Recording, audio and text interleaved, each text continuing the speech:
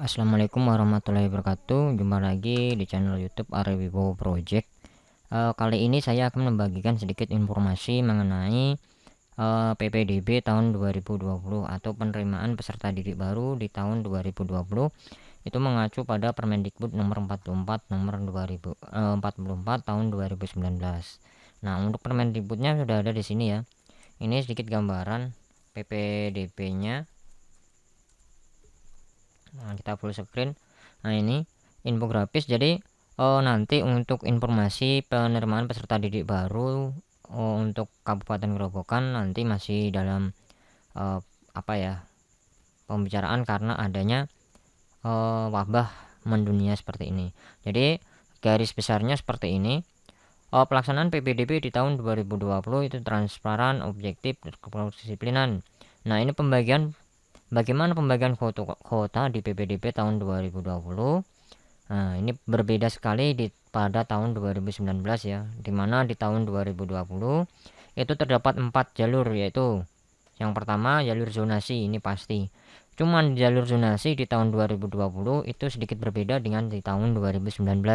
Di tahun 2020 itu menurun menjadi 50%, yang sebelumnya adalah 80% atau 90%.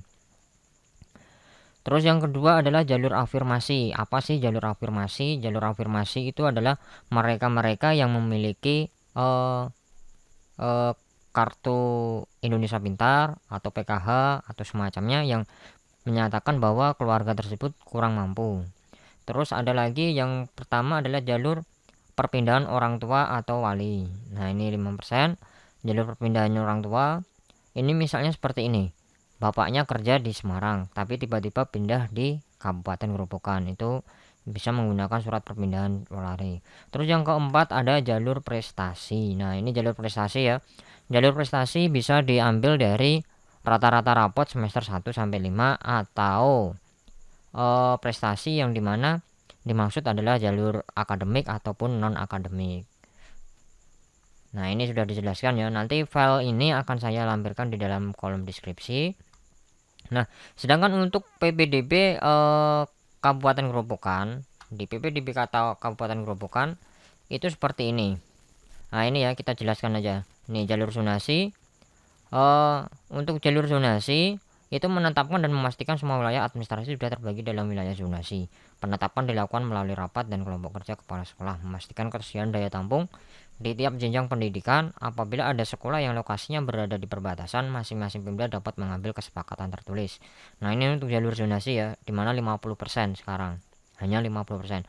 Terus jalur afirmasi. Afirmasi adalah jalur yang disediakan bagi peserta didik yang berasal dari keluarga ekonomi tidak mampu. Hal tersebut dibuktikan dengan keikutsertaan program penanganan keluarga tidak mampu dari pemerintah. Nah, ini berarti harus memiliki kartu Indonesia Pintar atau PKH atau KKS atau semacamnya.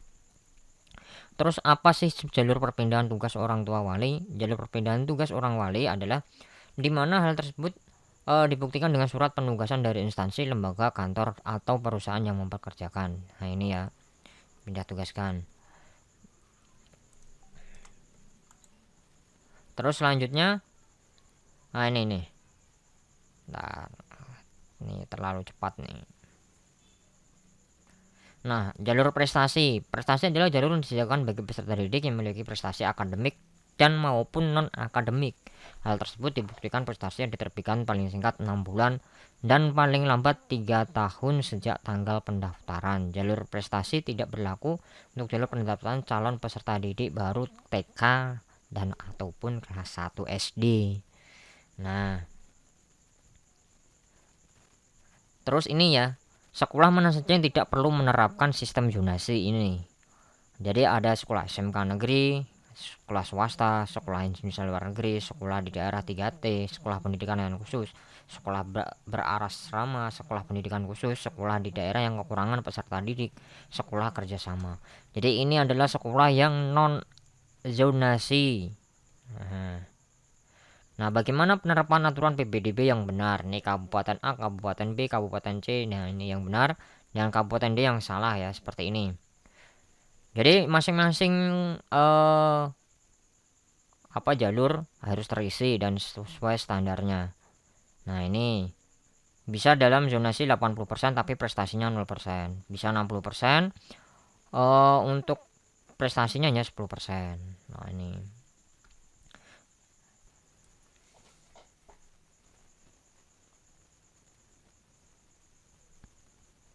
Nah, kembali lagi, untuk PPDB di Kabupaten Gerobokan sudah disertakan di dalam surat kemarin yang diedarkan, di mana dijelaskan seperti ini.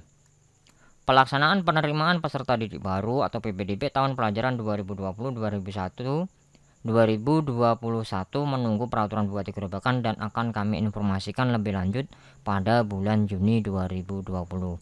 Jadi diharapkan saya membuat video seperti ini nanti diharapkan buat orang tua tidak bingung yang anaknya sudah di posisi kelas 6 SD dan ingin melanjutkan ke jenjang SMP. Jadi nanti di bulan Juni insya Allah akan ada surat diterbitkannya surat peraturan atau pelaksanaan penerimaan peserta didik baru tahun pelajaran 2020-2021. Cuman tetap mengacu pada ini ya. Jadi ini jalurnya itu terbagi menjadi 4, yaitu zonasi. Tetap menggunakan jalur zonasi adalah 50%, itu minimal. Terus jalur afirmasi 15% dan jalur perpindahan orang tua 5% dan jalur prestasi maksimal adalah 30%. Nah, ini tetap mengacu ini. Untuk persyaratannya sendiri di Permendikbud ini sudah dijelaskan persyaratannya adalah untuk jenjang kelas 7 atau SMP berusia paling tinggi 15 tahun pada tanggal 1 Juli tahun pelajaran dan memiliki ijazah SD atau sederajat atau dokumen lain yang menjelaskan telah menyelesaikan kelas 6. Nah, untuk pendaftaran secara teknis untuk pendaftaran di tahun 2020 ini mungkin nanti semuanya akan berbasis daring atau online ya. Jadi Bapak Ibu guru karena adanya wabah COVID-19 maka pelaksanaan PPDB di tahun 2020 kemungkinan besar akan dilaksanakan semacam online dari rumah melalui ponsel, melalui laptop yang terkoneksi jaringan internet. Jadi semuanya nanti akan online dan surat keterangan lulus mungkin nanti akan disediakan menu yang dimana untuk upload foto atau gambar surat keterangan lulus. Terus yang kedua, syarat yang kedua diharapkan atau Bapak Ibu atau anaknya yang sudah kelas 6 SD diharapkan segera mencatat nomor induk siswa nasional atau NISN, itu yang wajib. Dan jangan sampai salah NISN-nya. Nanti itu sebagai acuan dasar supaya masuk di dalam sistem penerimaan peserta didik baru. Terus yang ketiga untuk jalur perpindahan orang tua tadi segeralah membuat surat perpindahan ya, surat keterangan yang dimana orang tua pindah tugas itu. Terus jalur afirmasi diharapkan Bapak Ibu segera mencari kartu Indonesia Pintar yang mereka anak-anaknya memiliki kartu di SD-nya atau masih di SD disimpan Bapak Ibu gurunya. Tuh sekian dari Ari Wibowo Project. Semoga informasi ini dapat membantu Bapak Ibu yang memiliki siswa kelas anak yang memiliki anak siswa kelas 6 SD yang pengen melanjutkan sekolah ke jenjang SMP atau dari SMP ke jenjang SMK. Sekian dari Ali Wibowo Project. Jangan lupa like, share, dan subscribe channel YouTube Ari Wibowo Project. Wassalamualaikum warahmatullahi wabarakatuh.